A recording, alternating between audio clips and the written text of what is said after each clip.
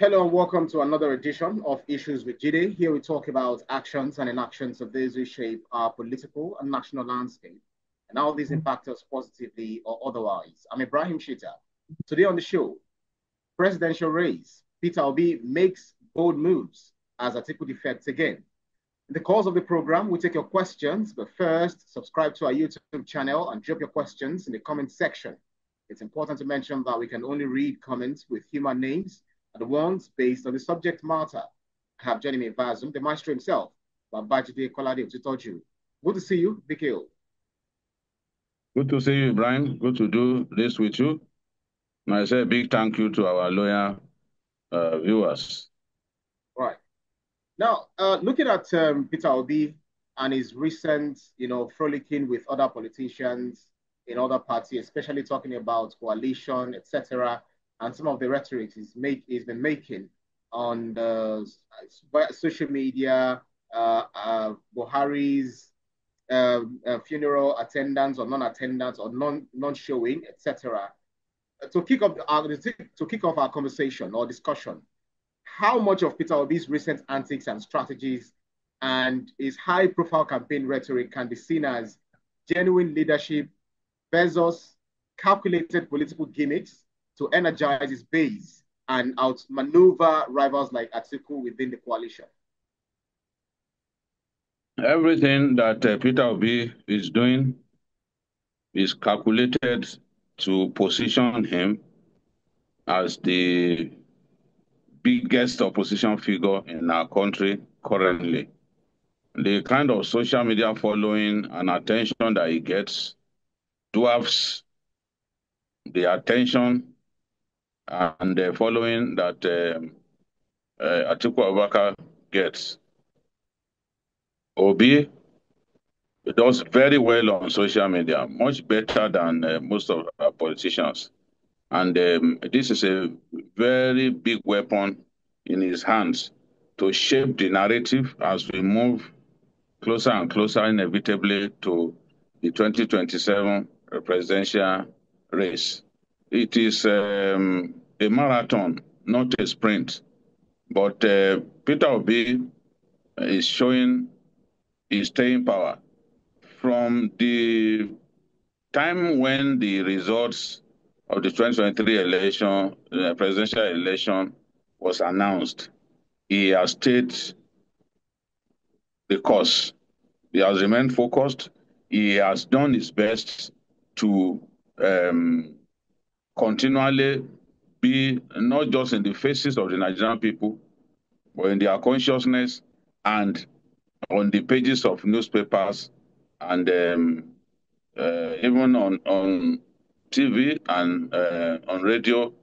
He ensures that his sound bites continue to drive conversations around how our country can get better, continue to energize his base. If he had simply um, resigned to fate after losing the election, today no one will be talking about Peter Obi, but you can see that by his going up and down in the country, in our country, going to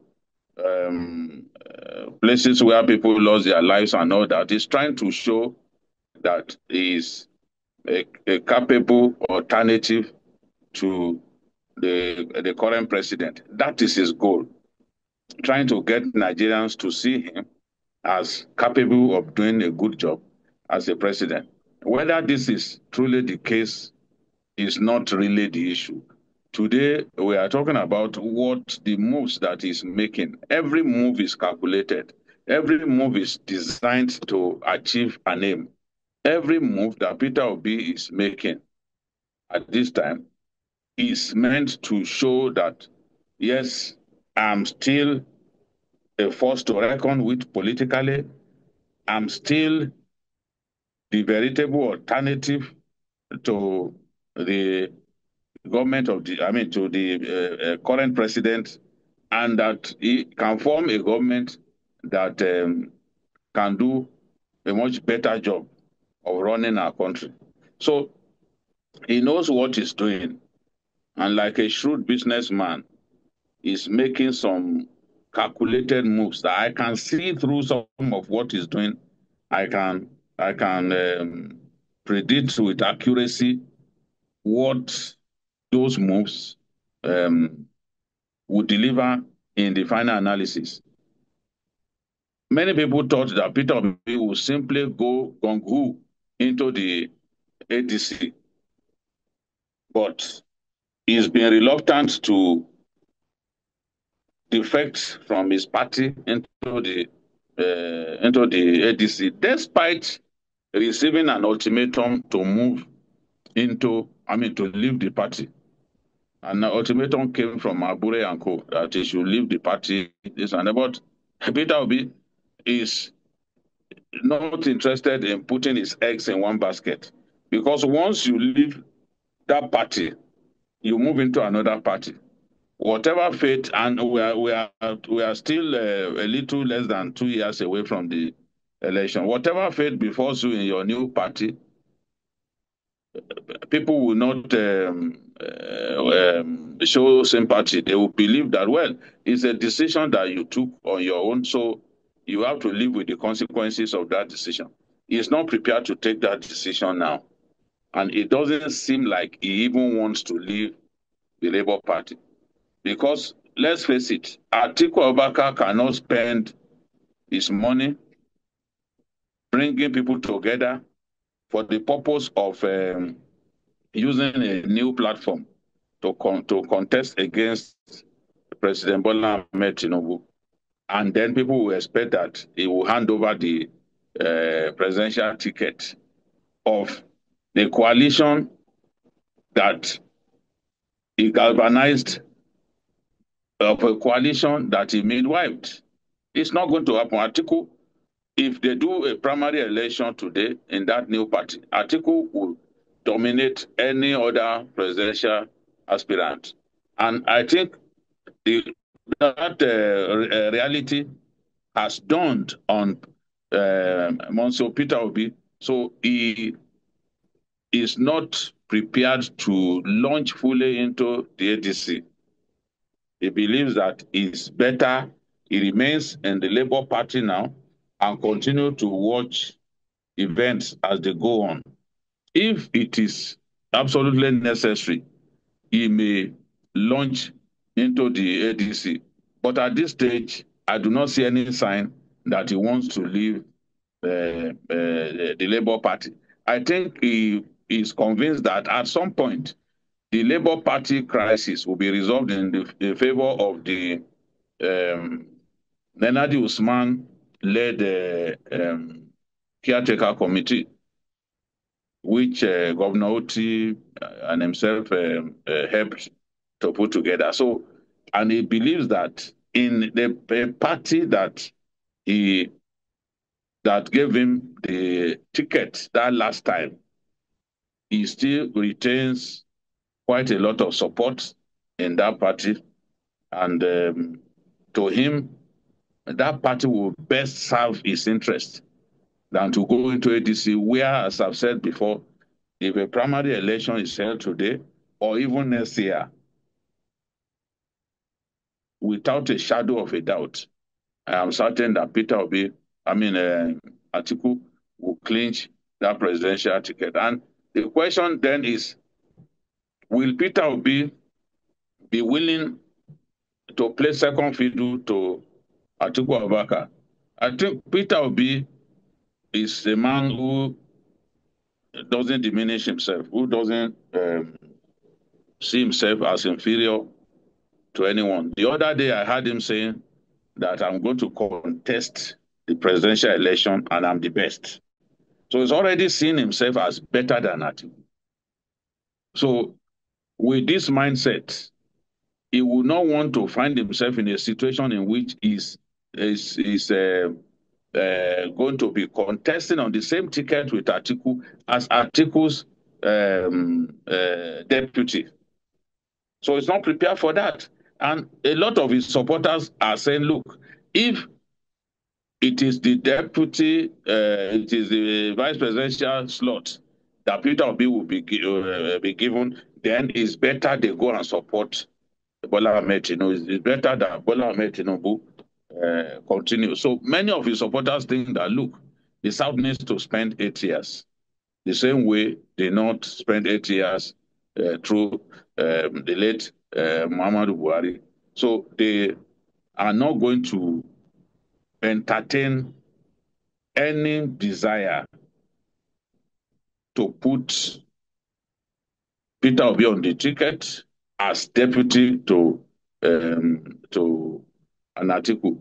Don't forget, after the 2023 election, many of Peter Obi's supporters have been saying that he won that election.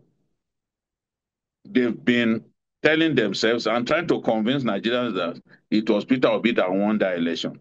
And when you tell them that that couldn't have happened, that was not the case, without evidence, they will continue to insist that he won the election.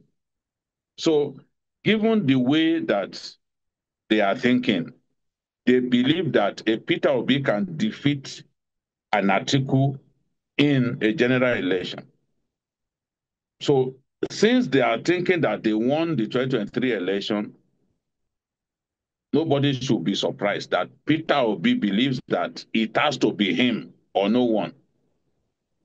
So, whatever the platform that is going to use, Peter Obi's supporters, the obedient movement, will not tolerate giving Peter Obi the vice presidential ticket. It has to be the presidential ticket. It has to be the presidential ticket or nothing. Because, as I said earlier, they still harbor the notion that they won that election. So, if they still harbor the notion that they won that last election, that they defeated Tinubu, Atiku, Kwankwaso, and others, nobody should be surprised that for 2027, they believe that the conditions are much better for Peter Obi to triumph in that election.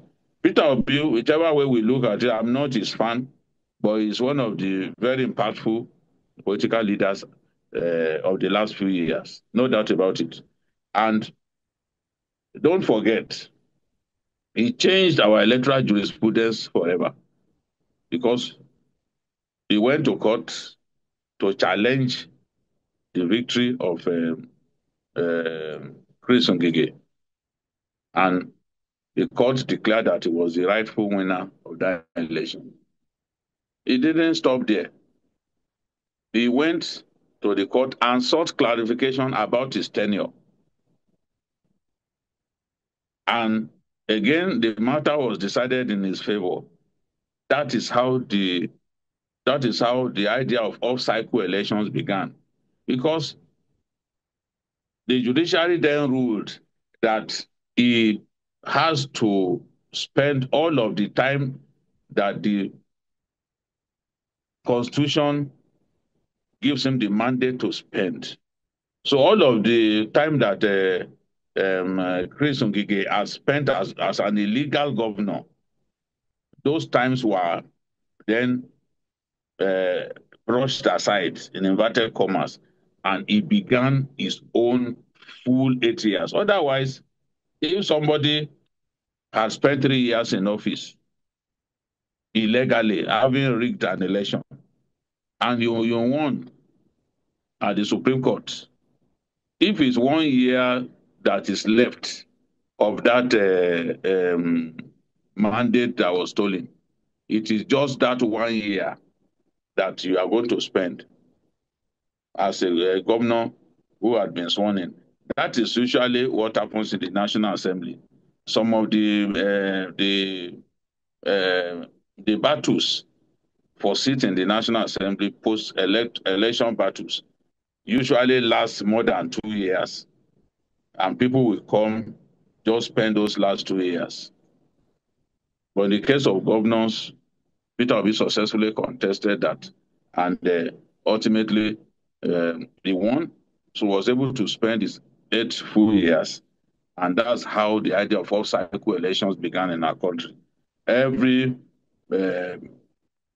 body who wins in court after his election was rigged, everyone who wins in court gets to start afresh, gets to um, uh, enjoy his full mandate by way of the number of days that he should spend in office. So Peter Obi um, is not someone that we should underrate.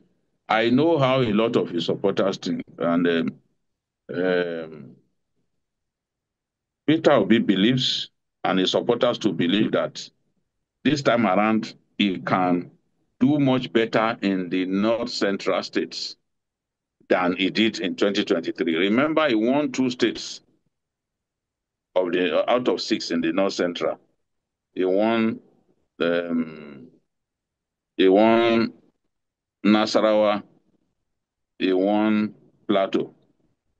This time around, his supporters think he can add two more states.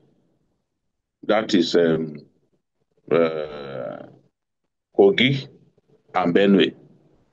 You know, he has made a lot of trips to Benue in recent times, usually to commiserate with the people. When there is flooding, he goes there to greet them. He was even shown riding in a canoe. All of the canoe, you know, after a flood disaster, all of those actions are meant to trigger a reaction. And those actions are meant to show that, look, I am a good alternative to President Bola Ahmed Tinubu. So, and apart from, they believe that between the southeast and north central states, he can get 9 states. They believe that he can dominate the south-south states, including Edo, Delta, the rest of them. They believe he can dominate those states in the election. They believe he can still win Lagos State in the presidential election. So this is the way they are thinking, and he knows that at this time, Governor Oti, the sole governor from his party, has not taken the plunge into ADC. He too is biding his time. He's waiting for the opportune moment. And as I've said, it makes no sense to underrate Peter Obi at this time.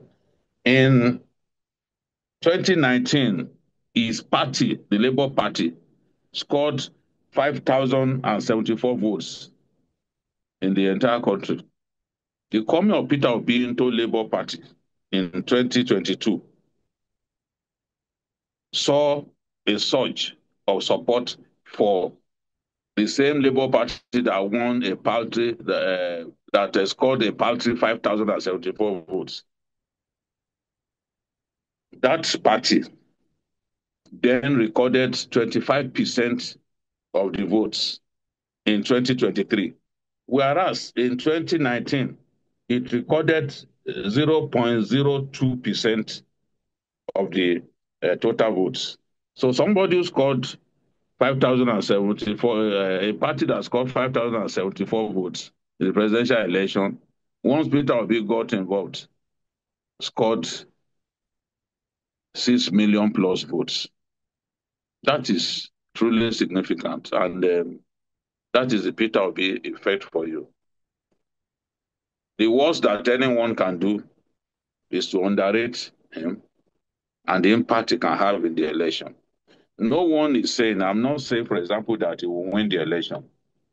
I've not seen the signs, and it's even early days. I usually don't predict about 2 years to an election. I like to predict like 1 week to an election because things can change rapidly in the Nigerian political ecosystem. So, but I'm saying that now that Peter Obi has prepared himself for that political stage and is looking inevitably like the biggest opposition figure in our country, the one that is always in the news, the one that people are always talking about. Yeah. So you can see when they didn't see him in Daura, people were talking about it, but he was not the only person who didn't go on that day. So that's to tell you There's a newsmaker, is someone who is getting the attention just the way he had always wanted it. He wants to be the factor in our opposition for politics. And I can tell you that with every passing day, he's cementing his stature as the big factor in That's the right. opposition politics of our country. That's right. So now looking at Atiku Abubakar, is 78-year-old and is seen by some as a perennial candidate whose multiple unsuccessful presidential runs and northern background may clash with southern sentiments that the presidency should remain in the south until 2031. Critics argue that this could alienate voters and weaken the coalition's appeal. Do you think Atiku's insistence on potentially leading the ADC ticket risk undermining the coalition's viability, especially given the regional zoning expectations and its history of corruption allegations, even if denied?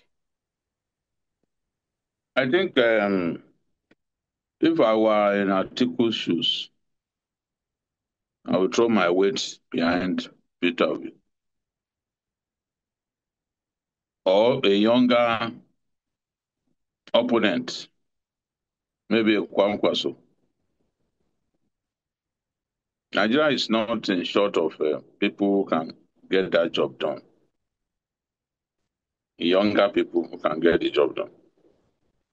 So it makes sense to give the young people a chance. And Peter Obi, of all those people that we are talking about, Peter Obi is the person who was born after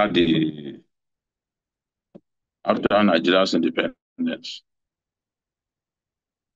So he's younger when you compare him to Atiku Abubakar, Bola Tinubu, and the rest of them. So Atiku's best bet is to support a Southern candidate.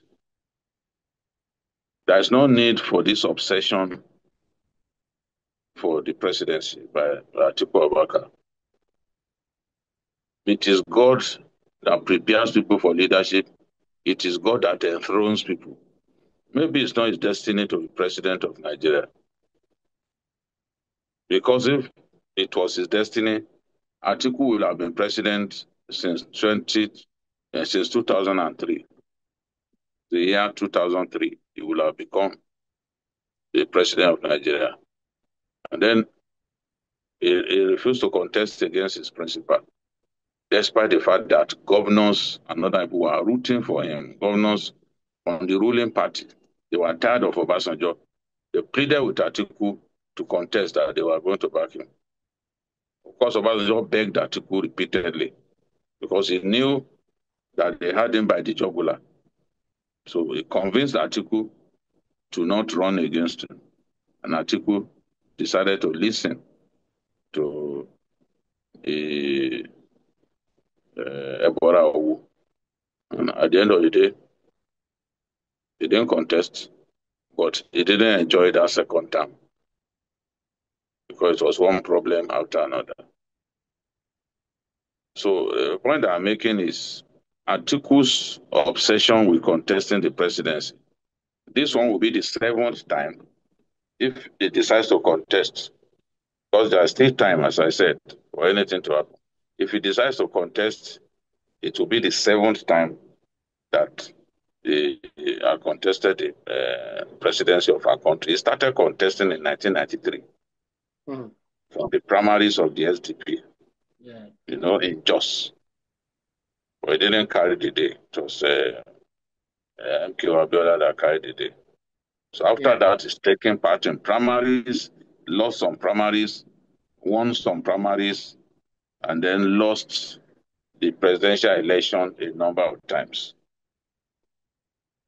He has had to defect from the PDP 3 times, all because of his desire to achieve his aim of becoming the president of Nigeria. So that is a real obsession.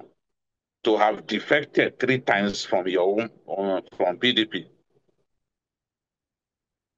speaks volumes about his desire to be president of our country, And desperation. about his obsession with becoming president of our country. So usually when things don't go his way, he then, especially from a party, his party, he then moves to another party. So as I said before, his best bet is to support a younger candidate who would steer the ship of the country. That's the best bet. We don't need um, to have this gerontocratic fixation in our country. We don't need it. We don't need gerontocratic fixation. Yeah, yeah, that's right. Um, let's take some comments. Chinwe Okonkwo says Peter Obi is playing 4D chess, leaving the Labour Party for ADC and teaming up with Atiku shows he's serious about uniting the opposition. His obedient movement will carry him to Aso Rock in 2027. Tinubu should be worried. We're not sure yet whether he's still a member of the Labour Party as the last time I checked. For me, Adebayo says, I'm an obedient from Lagos and I'm all in for Peter Obi. But this ADC frolicking feels like a gamble. If Atiku hijacked the ticket, Obi supporters will scatter. Why not stay with Labour Party and build on 2023's momentum? Aisha Bello says, all this noise about Obi and Atiku is just drama. Tinubu has the governors, the money, and INEC in his pocket. ADC has no structure to win. Obi's bold moves are just hype for his fans. I would like you to answer a question relating to that later on. What Tunde Alabi says, Peter Obi is a breath of fresh air. But let's be real, Atiku's money and northern connections will dominate this ADC coalition. Obi risks being used as a pawn. Southerners won't forgive him if it takes VP again.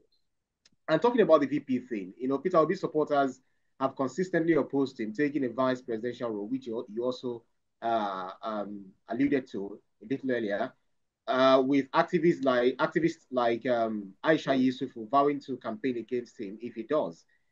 This pressure could force Obi to compete against Atiku in the primary, potentially splitting the coalition. But then, how do you think ADC can navigate the challenge of balancing Peter Obi's independent-minded, obedient base with Atiku's traditional political networks? And what safeguards might they need to ensure a fair primary process that avoids perceptions of financial manipulation? I think from what I see, what Peter Obi is trying to do is to just hang on and see whether he did in the election. He just turned Nigeria believe that 8 years, the Southern president should spend 8 years. If, I mean, that the South should spend 8 years, the same way that they not spent 8 years. So, as far as they are concerned, it is either Peter Obi or someone else from the South. Atiku risk losing a substantial portion of his support base in southern Nigeria by his insistence on contesting rather than backing someone else. Because for a good number of the people, they not spent 8 years, the South should be allowed to spend 8 years as well, you know. And Peter Obi has positioned himself to spend, even if it's 4 years, although such a thing can be tricky. He could get there and after 4 years insist that he's going nowhere. So I think, yes, he made an offer to spend 4 years. They said he will solve the problem in 4 years. You and I know the problems of Nigeria cannot be addressed in 4 years, but that was a pledge that I made. So it's up to the ADC folks to believe him and give him an opportunity to have a shot at the presidency in 2027. But as Bode George said, we need to unite our country the best way that we can. And that if the white people in 1914 came up with the amalgamation of the northern and southern provinces to make us one, then power should be rotated between the north and the south. So that is the thinking of many people, and that is where a lot of them disagree with Peter Obi. And for a politician to be defecting, it's not defecting like three times from one party. I mean, it's not it's surreal. It's not something that we hear Unusual. or see all the time. It's quite unusual, and it's all because of his obsession for the presidency. If they not today, especially those of them ADC, will come out to say, look, we're backing Peter Obi. Honestly, it will make a big difference. But I don't think that is going to happen. At least at this stage, I do not see any sign that that is likely to happen. Because Atiku Abubakar believes that it is his destiny to be president of Nigeria, even for one day, and is pushing hard to ensure that that happens. And for this reason, a lot of people just believe that the ADC, the leading lights of the ADC are just people greedy for power, That's right. including people like people like Rotimi Amechi, Malami, and the rest of them. Just people greedy for power. That's the way people see them, especially since Atiku and Rotimi in that mix. They believe that it's just power that they are after and not um, the development of our country. That's right. With the politics of things going on, I think I want to believe that one of them, especially between Obi and Atiku, one of them is playing what they call Russian roulette. So just putting their I think he believes that it serves his purpose to remain where he is, yeah, and if in the fullness of time the courts rule that his faction of the Labour Party is the mainstream Labour Party, is the authentic Labour Party faction, then everything will bode well for him. He doesn't need to join the coalition because he knows that there's no guarantee that he will get a ticket in the ADC. There's no guarantee at all. Somebody yeah, cannot use his clout, use his resources to form a party only to surrender the presidential ticket to you. It's not likely to happen. yeah, So that's why he's staying put. He's yeah. staying put in Labour Party at this time. Let me quickly take And two comments or thereabouts and ask my final question because we are out of time, kind of. Chukudi or Kafo says Obi's defection to no people think Obi has defected really, but he's saying that Obi's defection to ADC is a masterstroke, but the obedience will accept him, playing second to Atiku. Aisha Yusufu is right. Obi must fight for the top spot or we will campaign against the coalition. Fatima Osman says this coalition is doomed. Atiku and Obi couldn't agree in 2023, and now they are in the ADC with no governors. Tinubu's APC will crush them. Nigerians want results, not promises of APC 2027. Ibrahim Sani, Obi's bold moves are just noise without substance. Atiku's corruption allegations will taint the ADC. Plus, INEC's track record means this election is already rigged for APC. Waste of time. BK, very quickly, because if you can do this in a few minutes, how valid do you consider the argument that Tinubu's incumbency advantage and the APC's control over key states could overwhelm the ADC coalition, even with Atiku and Obi's combined star power? And what historical precedents support this view? um, you see, if they cannot build a broad-based coalition, they don't stand any chance. I've always encouraged opposition parties to come together because we've seen where it worked. Opposition came together to deliver victory. But in this case, it's just one political party. Other political parties are not jumping into the ADC and fusing into the ADC as one entity. Because that was what happened in the case of the APC. The minority parties came together to form one party. A faction of ABGA, led by Rocha Sokorocha, came into the APC. AMPP came into it, ACN came into it, CPC came into it, and different disparate groups came into it. In this case, it's one party that we are seeing. And given the structure of our politics is very expensive.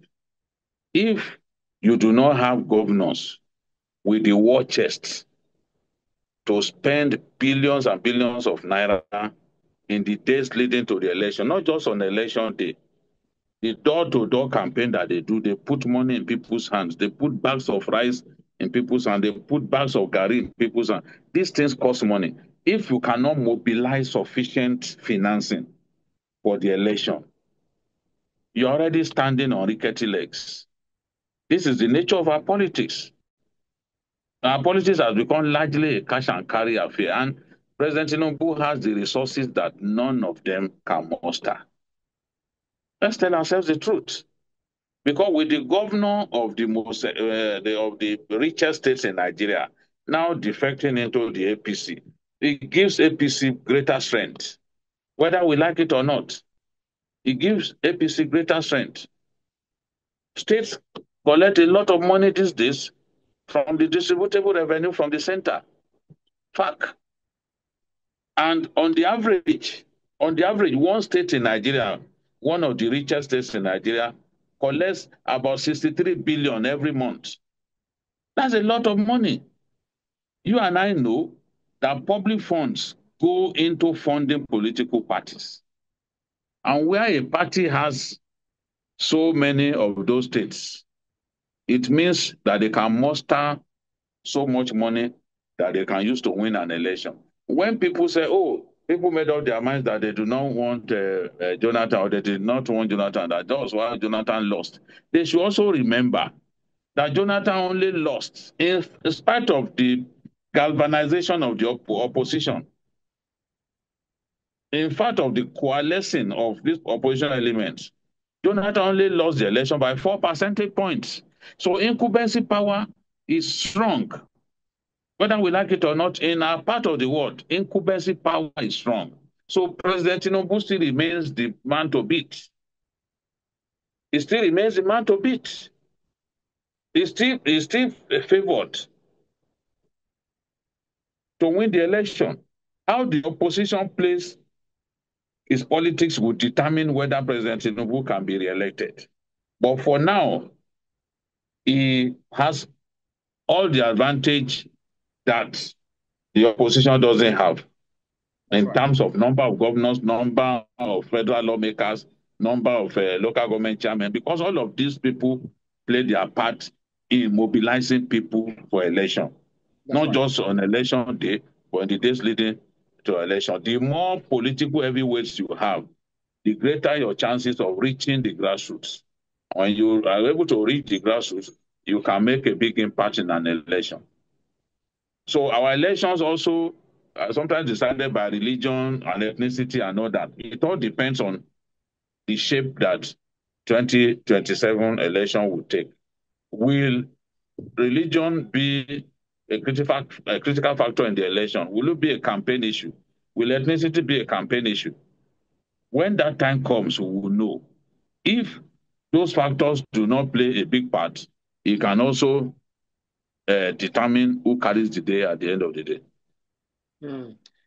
Well, you've actually said a whole lot of things, and people had also made their comments, but it's just that it's time for us to end the show, and we keep talking about this. 2027 is just around the corner, and there's so much to talk about, so many weeks for us to chew and analyze on development in the political landscape of things in Nigeria, and trust us, Issues with Jide will always be here to give sense of direction and enlightenment and understanding as to what is going on.